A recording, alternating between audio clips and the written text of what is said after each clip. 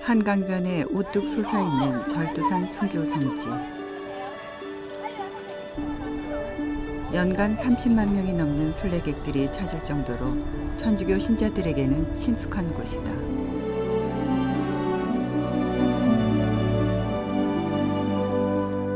저녁 무렵 붉은 빛으로 물드는 강물을 따라 펼쳐지는 이곳의 풍경은 더할 나위 없이 아름답다.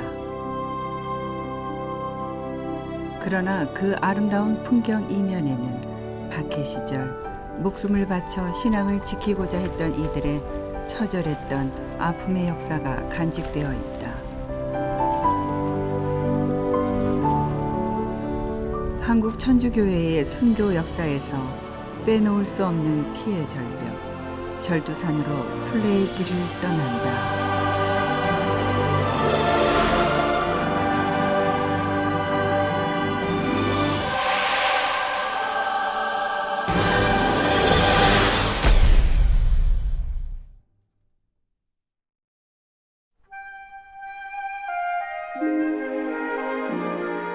이곳은 원래 한강변에 자리한 나루터로 버들꽃 나루라는 뜻의 양화진이라 불리었다. 또 우뚝 솟은 봉우리가 누에의 머리를 닮았다 하여 잠두봉이라고도 불렀다. 이곳은 조선시대 한양과 전국을 100길로 잇는 통행의 길목이자 삼난지방의 쇠국을 수송하는 배들과 외국의 각종 물자를 실은 운송선들이 지나가거나 정박하던 교통과 운송의 요지였다. 뿐만 아니라 주변 경관이 수려하여 많은 풍류객과 문인들이 이곳을 찾아 풍류를 즐기고 시회를 열기도 했다. 하지만 병인 박해 때 이곳에서 수많은 천주교 신자들이 국문 효수형으로 머리가 잘려 죽은 곳이라 하여 절두산으로 불리게 되었다.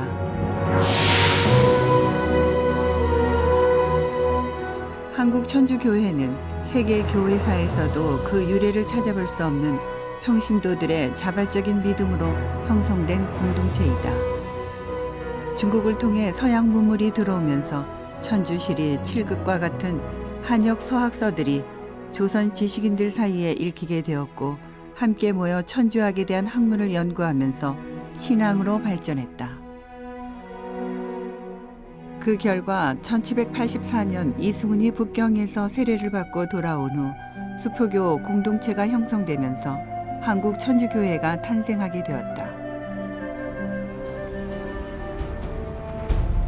주자학을 신봉하던 조선 사회에서 제사를 금지한 교회의 가르침과 천주 아래 만인이 평등하다는 사상은 위정자들의 반감을 불러일으켰고 당쟁 안에서 정적을 제거하기 위한 수단으로 천주교 박해가 악용되기도 했다.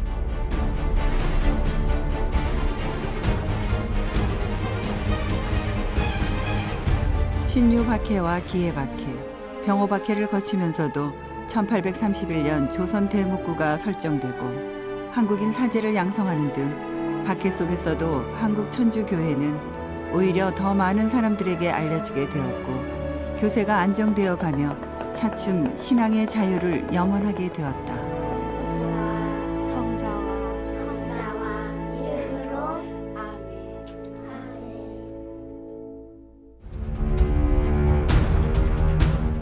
그러나 1850, 60년대에 들어서면서 안정을 되찾던 교회와는 달리 조선의 국내외 정세는 급변하고 있었다.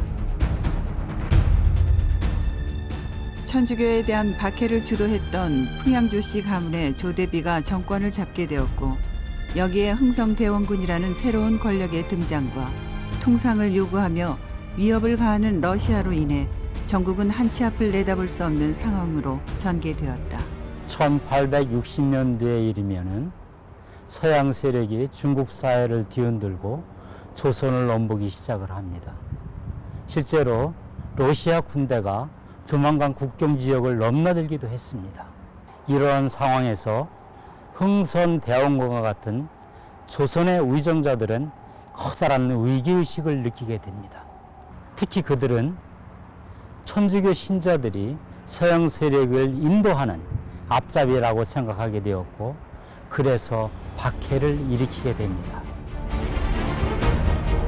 1866년 2월 베르네 주교와 홍봉주의 체포를 시작으로 남종삼, 황석두 등의 평신도를 비롯해 다벨류 주교와 오메트르 신부, 유행 신부 등 이 땅에 복음을 전하던 프랑스 선교사 12명 가운데 9명이 처형을 당했다. 한국 천주 교회사에서 가장 혹독한 박해였던 병인 박해의 시작이었다.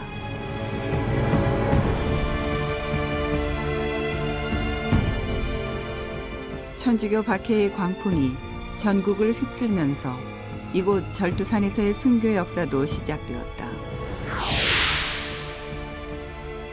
자국 선교사의 처형을 이유로 프랑스의 함대가 양화진까지 무력으로 진출하고 다시 강화도를 점령해 통상을 요구하는 병인 양요가 발생하자 박해는 더욱 심해진다.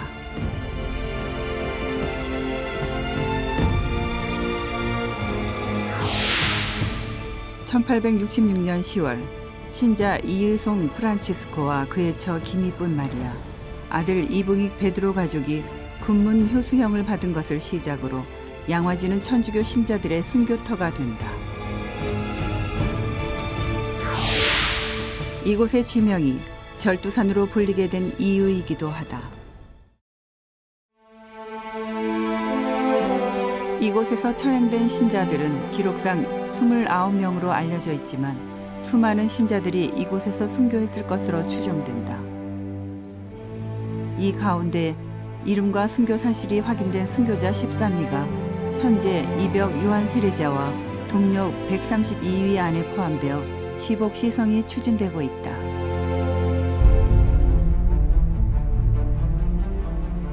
(1956년) 천주교 서울대교구는 이 치명터인 절두산 부지를 매입하여 성지로 조성하기 시작했다. 절두산에서 첫 번째 처형이 있은 후 100여 년이 흐른 1967년 10월 21일 병인 순교 100주년을 기념해 건립된 기념성당과 기념관이 준공되었다.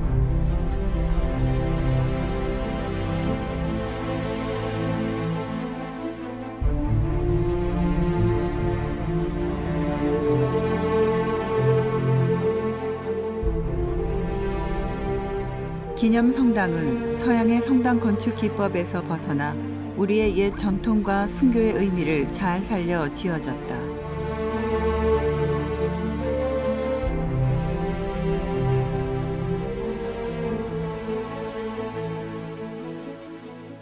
성당 내부로 들어서면 순교자들의 숭고했던 신앙심을 더 크게 느낄 수 있다. 독특한 모양의 십사처를 비롯해 제대위 십자가 등 성당 내부 또한 하나의 미술 작품을 연상케 할 정도로 웅장하고 아름답다.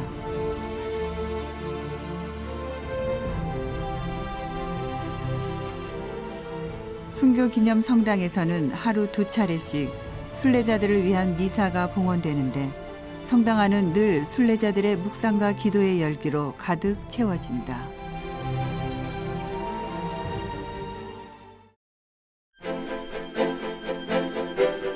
(1984년) 성 요한 바오로 2세 교황이 방한했을 당시 가장 먼저 방문한 장소가 바로 이곳 절두산 순교 성지였다.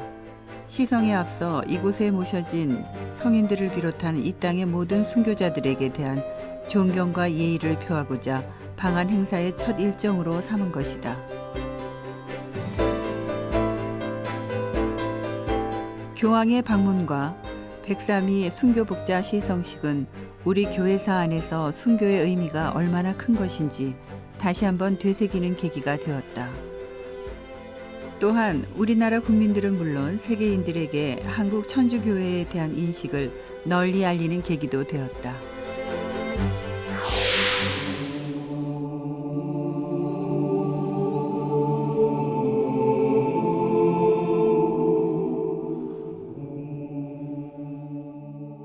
성전 내부에 위치한 성인 유해실에는 김대건 안드레아 신부를 비롯한 성인 27위의 유해와 무명 순교자 1위의 유해가 모셔져 있다.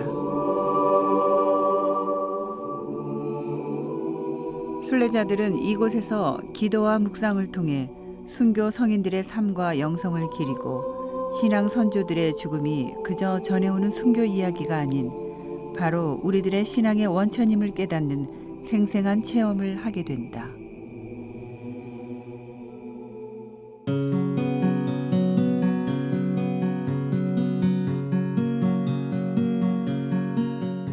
기념 성당과 이어진 한국 천주교 순교자 박물관.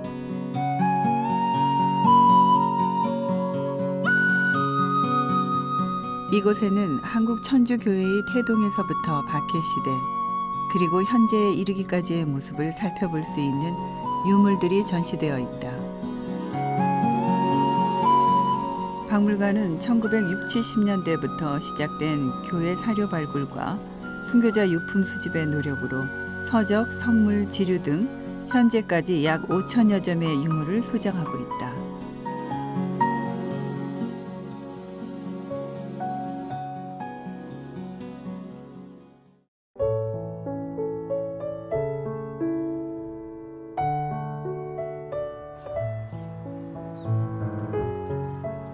사시사철 하루도 빠짐없이 찾는 사람이 있을 만큼 신자들에게 친근한 성지로 자리 잡은 절두산 순교 성지. 신앙을 증거하며 목숨을 바친 믿음의 땅. 수많은 순교자들의 숨결이 살아 숨쉬는 이곳엔 365일 순교자들의 숭고한 정신을 기리는 순례자들의 기도 행렬이 이어진다.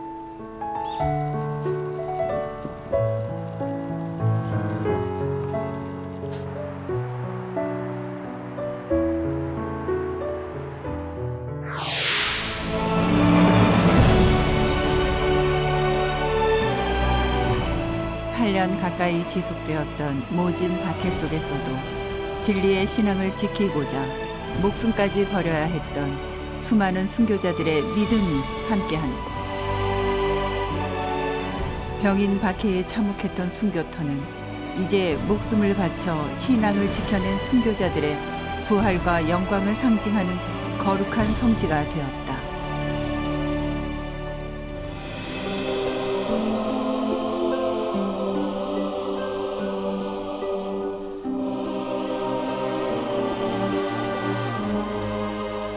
한국 천주교회의 역사와 순교자들의 발자취를 따라가는 동안 그분들이 전해주는 뜨거운 신앙심에 우리들은 다시 한번 신앙인으로서의 삶을 다짐하게 된다.